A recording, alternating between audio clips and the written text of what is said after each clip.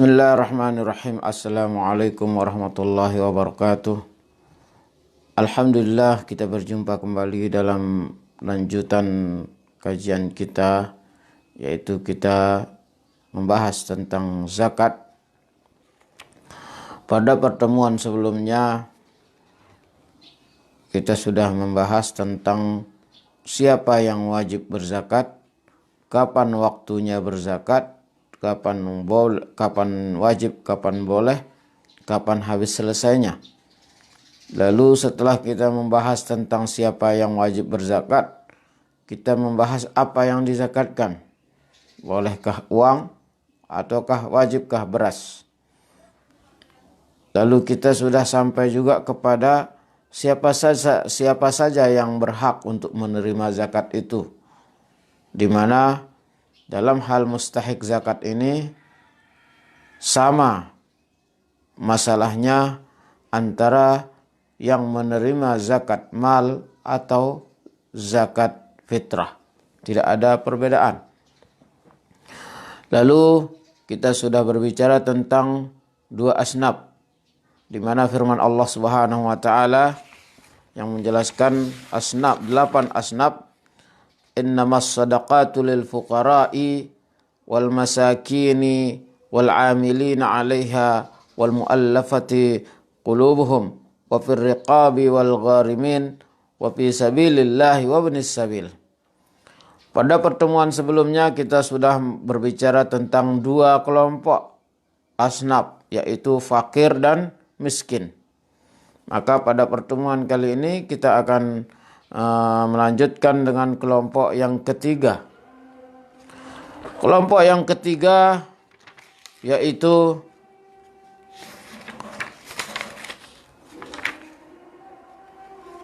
wal amilina 'alaiha, yaitu orang-orang amil zakat. Amil zakat, apakah orang yang tukang bagi seperti di masjid, ada yang mengumpulkan terus dibagi di musalla atau di pondok di mana saja, apakah dia termasuk amil? Tidak. Wa huwa may yab'athuhu al-imamu li akhdhi zakah. Karena yang namanya amil ialah orang-orang yang ditugaskan untuk mengumpulkan zakat dan membagikan kepada orang-orang yang berhak atau mustahik zakat. Nah, cuma perbedaannya yang harus kita ketahui di sini adalah tidak semua yang membagikan atau yang mengumpulkan zakat itu termasuk dalam kategori amil. Karena dalam hal ini ulama kita sepakat bahwa yang baru bisa dikatakan dalam kategori amil adalah orang yang ditunjuk atau ditentukan oleh pemerintah, bukan kita sendiri yang mau. Misalnya kita jadi pengurus masjid, pengurus remaja, pengurus musalla atau pengurus pondok, lantas kita mengambil bagian atas nama amil, tidak. Yang namanya amil zakat ini harus amil yang benar-benar sudah ditunjuk oleh pemerintah, bukan amil-amil yang kita bikin sendiri di kelompok kita. Kalaulah amil-amil yang kita bikin sendiri seperti kelompok pemuda, kelompok masyarakat atau apa saja namanya di masjid atau di persatuan kita di kampung kita sendiri, maka itu tidak dianggap amil. Maka kita hanya sebagai wakil saja. Dan orang yang memberikan zakatnya kepada wakil ini sudah sah niatnya, dia mengeluarkan zakat di sana. Walaupun nanti entah berjarak beberapa hari setelah kumpul beberapa zakat baru diedarkan oleh sang wakil ini atau petugas-petugas zakat ini, ya, yang di masjid kita atau di kampung kita, itu tidak apa-apa. Sudah sah niat orang yang ketika pertama kali memberikannya kepada wakil. Jadi tidak mesti nanti ketika memberikannya kepada yang berhak di sana niatnya, ketika memberikan kepada wakil pun sudah sah. Nah, jadi orang yang berhak menerima zakat ini, golongan yang ketiga adalah amil. Jadi kalau kita termasuk merasa diri orang yang menjadi tukang amil, tapi kita sendiri bukan utusan dari pemerintah, maka jangan kita menganggap diri berhak. Karena meskipun kita bekerja seperti amil, kita mengumpulkan zakat lalu kita membagi-bagikannya, kita bukan disebut amil karena kita tidak diutus atau bukan utusan dari pemerintah. Nah, itu masalah kelompok mustahik zakat yang ketiga. Lalu yang keempat, wal muallafatu al muallafah, yaitu man aslama wa niyatuhu dha'ifatun aw lahu syarafun yatawaqqa'u bi ita'ihi islamu ghairi, yaitu orang yang baru masuk Islam, dia imannya masih lemah. Nah, jadi dapat kita bayangkan orang yang masuk Islam, pertama dia akan mendapatkan tekanan dari berbagai macam arah. Mulai dari keluarga, kiri kanan, mungkin mereka akan dikucilkan. Dan ini mereka butuh support untuk di mana keimanan mereka masih goyah, masih baru, maka disupport dia, dibantu dengan diberikan dia zakat. Ini untuk membantu lebih menguatkan lagi keimanannya sehingga dia semakin kuat dan semakin kokoh keislamannya. Jadi yang pertama yang berhak menerima zakat ini adalah fakir, yaitu orang yang tidak punya income sama sekali. Kemudian orang miskin, terlalu pas-pasan, apalagi sampai lebih besar pengeluaran daripada penghasilan, itu miskin. Lalu yang ketiga amil, dan ini ditentukan oleh pemerintah, tidak bisa kita bikin-bikin sendiri. Jadi jangan berharap karena kita tukang bagi lantas kita berhak dari garis amil, dari asnaf amil. Tidak, amil harus yang ditunjuk oleh pemerintah. Lalu yang keempat adalah orang yang baru masuk Islam. Yang kelima, ar-riqab. Ma makna ar-riqab? Al-mukatabuna kitabatan sahihah fayu'tal mukatif au sayyiduhu. Maksudnya adalah orang yang mau memerdekakan budak atau budak yang mau merdeka. Maka budak ini ketika mereka mau merdeka, dia akan menebus diri dengan harga yang cukup mahal. Misalnya ada budak masuk Islam, sementara majikannya orang kafir, maka dia ingin bebas dari majikannya, dia harus menebus diri. Nah, orang seperti ini boleh dan berhak menerima zakat. Tapi dalam konteks kita hari ini mungkin tidak ada yang namanya ar-riqab, yaitu memerdekakan budak. Lalu yang keenam adalah wal gharimin. Nah, di sini yang jarang kita memperhatikan dengan benar. Wal gharimina man istadana li nafsihi li ghairi ma'siyatin. Wal gharimin, yang dimaksud dengan al gharimin adalah orang-orang yang menanggung hutang, dililit hutang. Li nafsihi li ghairi ma'siyah, dia berhutang, dililit hutang untuk kebutuhannya sendiri. Li ghairi ma'siyah, tapi bukan untuk maksiat. Umpamanya dia membiayai anaknya sekolah, atau kekurangan makan dan minum, atau bagaimana, yang penting kebutuhan yang baik, maka orang ini dililit hutang. Maka orang seperti ini berhak dia menerima zakat. Akan tetapi kalau ada orang berhutang tapi untuk maksiat, dia berpoya-poya dengan temannya, dia berhutang sampai berhutang karena senang rekreasi ke pantai-pantai, ngelihat aurat-aurat turis. Nah, jadi duit dia berhutang karena untuk maksiat, maka orang ini tidak termasuk ke dalam golongan yang berhak mendapat zakat. Fayu'ta lahu in ajiza an wafa'iddin, maka diberikan kepada orang yang menanggung hutang ini apabila dia tidak mampu membayar hutangnya. Jadi bukan saja karena dia berhutang lantas langsung dia berhak menerima zakat. Tidak. Orangnya berhutang dan dia merasa dan dia tidak punya kemampuan untuk membayar. Bukan semata-mata berhutang. Ini perlu digarisbawahi juga bahwa orang yang berhutang ini bukan semata-mata ketika berhutang langsung boleh menerima zakat? Tidak. Orang yang berhak menerima zakat adalah orang yang memiliki hutang dan dia sendiri tidak mampu untuk membayar, apalagi sampai jatuh tempo. Maka orang seperti ini yang berhak menerima zakat.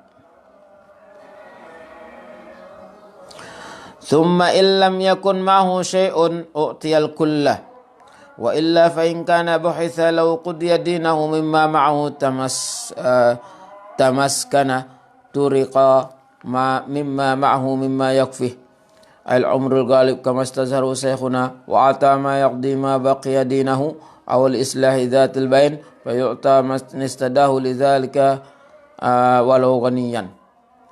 Nah, di sini perlu kita pelan-pelan juga memperhatikan bahwa apabila orang yang memiliki hutang ini kita berikan zakat, kita usahakan untuk memberikannya itu seharga hutangnya. Jadi kalau kita tahu hutang kita, hutang saudara kita 1 juta misalnya, lalu kita punya zakat 1 juta. Maka baik untuk kita berikan kepada orang itu sendiri walaupun asnaf yang lain bakalan nggak dapat. Ini pendapat yang dikuatkan oleh ulama-ulama kontemporer Al-Azhar. Bahkan para ulama ini berpendapat kalau kita memberikan kepada satu orang, tapi satu orang ini kalau dia sendiri yang diberikan zakat, maka tahun belakang dia akan tidak termasuk ahli zakat lagi. Karena dia bisa mengembangkan duit yang kita berikan walaupun itu zakat. Maka lebih baik memberikan orang itu daripada dibagi rata. Terus setelah dibagi rata dapatnya cuman harga kerupuk atau harga beras 1 kilo. Maka lebih baik memberikan kepada satu orang tapi bisa merubah orang itu dari berhak menerima zakat menjadi orang yang tidak berhak menerima zakat. Kemudian orang yang masalah berhutang ini terjadi masalah bagaimana kalau seandainya yang berhutang ini lalu kita akan berikan zakat karena dia berhutang kepada kita. Misalnya si A punya hutang sama saya 1 juta. Lah orang ini tidak bisa, udah lama hutangnya nggak dibayar. Dan kita juga kepingin uang kita dibayar. Lalu pada suatu saat ketika haul nisab dan haul kita sampai, misalnya bulan Ramadan ini kita mau berzakat, bagaimana hukumnya kalau orang itu kita berikan zakat kita, tapi dengan harapan dia membayar hutangnya pada kita nanti. Maka disimpulkan oleh para ulama, boleh kita berharap ketika memberikan seorang zakat, kita berharap, bahkan kita mohon kepada Allah mudah-mudahan dia mau membayar hutangnya setelah kita memberikan zakat, boleh berharap. Tapi untuk melapaskan kepada orang itu maka tidak boleh. Karena salah satu syarat zakat itu adalah al-qabdu wat tamalluk, yaitu harta yang kita keluarkan sebagai zakat diterima oleh orang yang kita berikan zakat, lalu at-tamalluk dimiliki, dia berhak penuh. Jadi tidak sah kita berzakat kalau kita bilang kepada si A ini fulan, saya berikan kamu zakat 1 juta. Tapi tolong kau bayar hutang kamu yang 200.000 kepada saya. Karena sekarang saya kasih zakat. Kalau nggak kasih nanti nggak saya kasih zakat. Kalau nggak mau bayar saya nggak kasih. Nah, itu nggak sah. Kalau mau nagih boleh, tapi berikan dulu. Kasih jeda, udah berikan. Jangan kita menjadikan syarat dia untuk membayar hutang, lalu kita memberikannya zakat. Demikian juga kalau kita tentukan dia harus beli apa. Jumhur ulama berpendapat tidak sah. Misalnya kita punya saudara atau tetangga yang miskin, lalu kita berikan zakat 1 juta. Tapi ketika kita memberikan zakat, kita bilang misalnya, wahai fulan, saya mau ngasih Anda zakat 1 juta. Tapi tolong beli pintu, karena pintu Anda jelek, malu dilihat orang. Nah itu tidak sah juga. Karena ketika dia ditekan atau disyaratkan untuk mentasarrufkan, membelanjakan uang zakat itu berarti dia ghairu tamallukit tam. Dia tidak memiliki secara sempurna. Ada tekanan. Nah maka tidak sah zakat seperti itu. Zakat yang kita keluarkan harus menjadi milik sempurna orangnya. Terserah dia mau pakai apa. Kita tidak boleh ngatur-ngatur. Kalau dia punya hutang kita mau nagih, tunggu dulu. Kasih dia dulu, jangan ungkit-ungkit sebelumnya. Nah, itu caranya.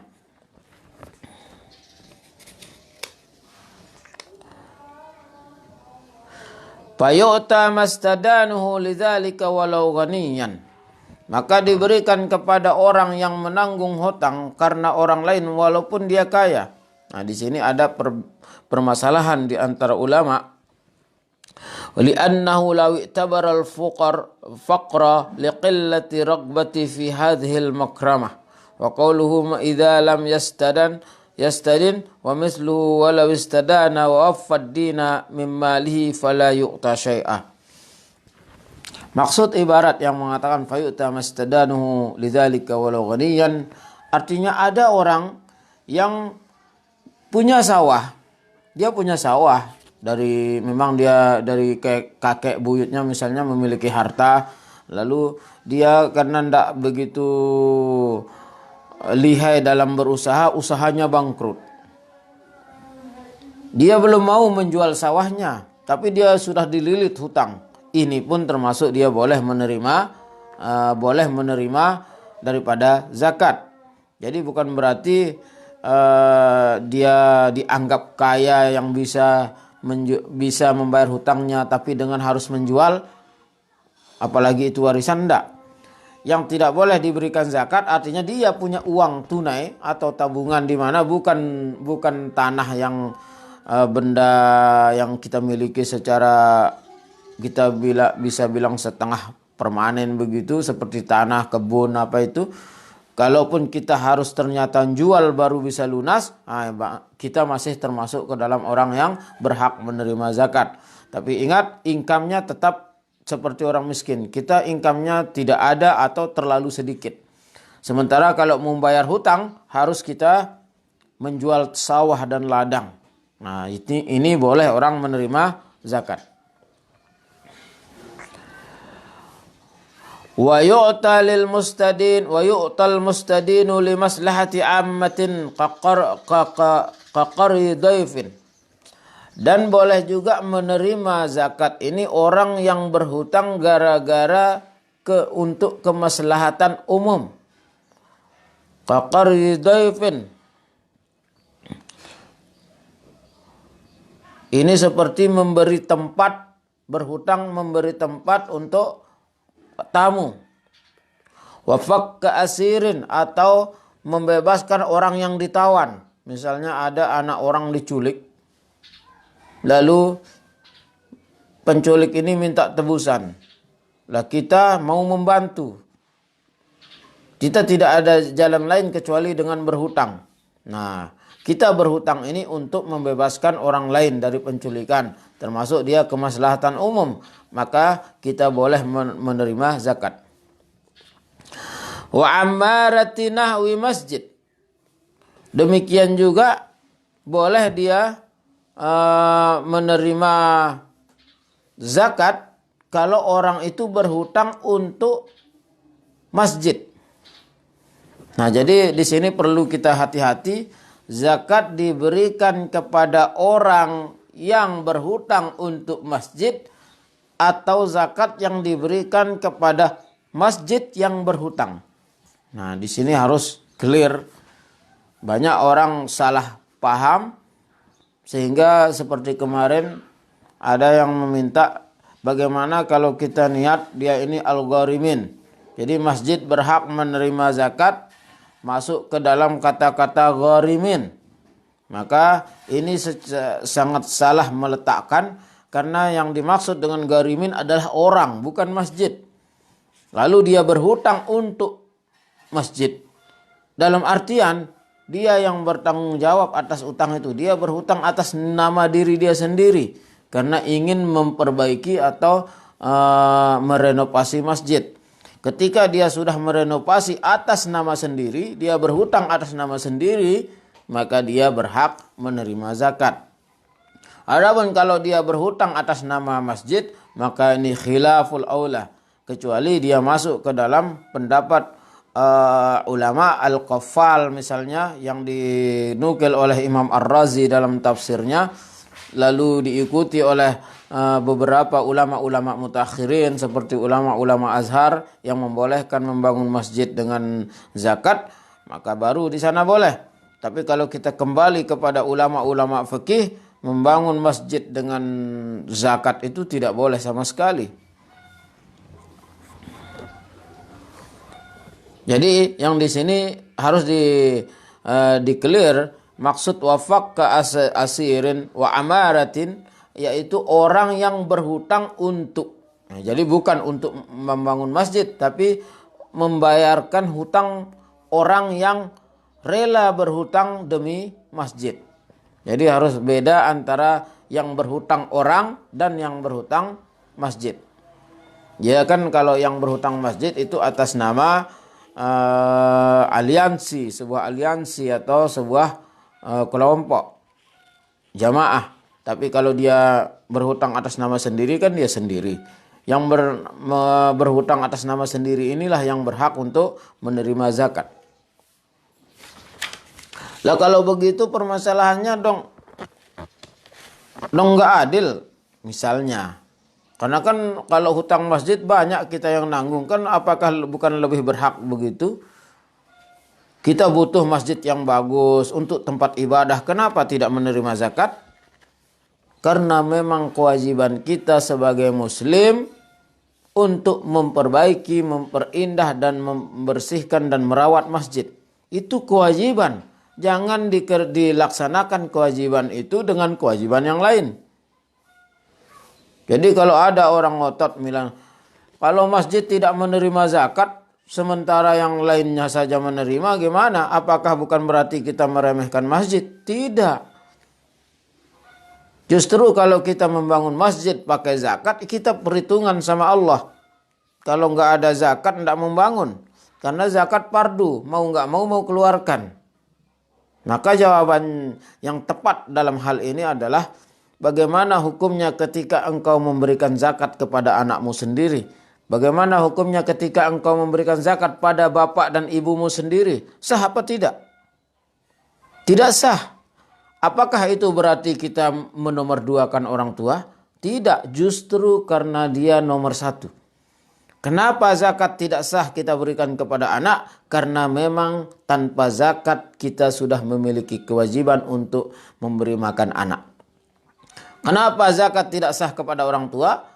Karena memang kewajiban kita untuk memberi makan kepada orang tua, bukan memberikan dengan lewat zakat.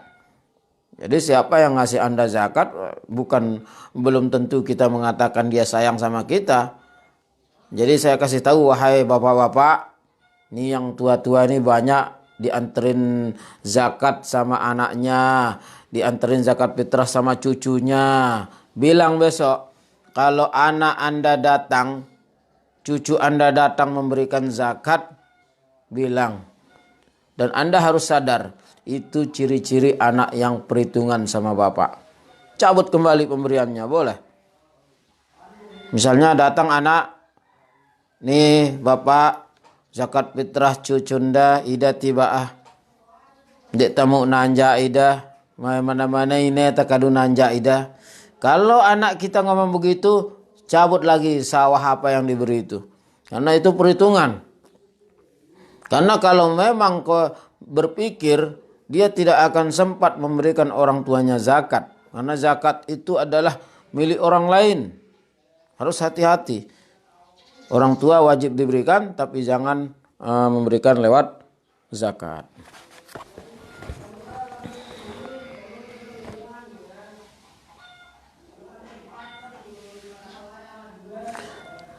Man dafa'a zakatahu limadinihi bisyartin ayyaruddaha lahu an dinihi lam yujza. Barang siapa yang mengeluarkan zakat dan diberikan kepada orang yang punya hutang atasnya, lalu diberikan zakat dengan syarat agar dia membayar hutangnya, lam yajuz, maka tidak sah dan tidak boleh, zakatnya tidak sah karena dia tidak memiliki kepemilikan secara mutlak.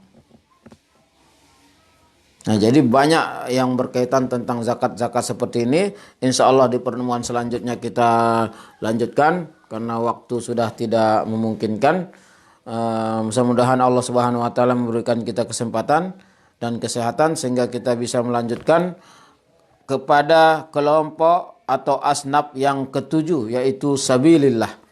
Siapa dan bagaimana kriteria sabilillah kita tunggu di pertemuan selanjutnya. Kurang lebih mohon maaf, wallahul muwaffiq wal hadi ila sabilir rasyad. Wassalamualaikum warahmatullahi wabarakatuh.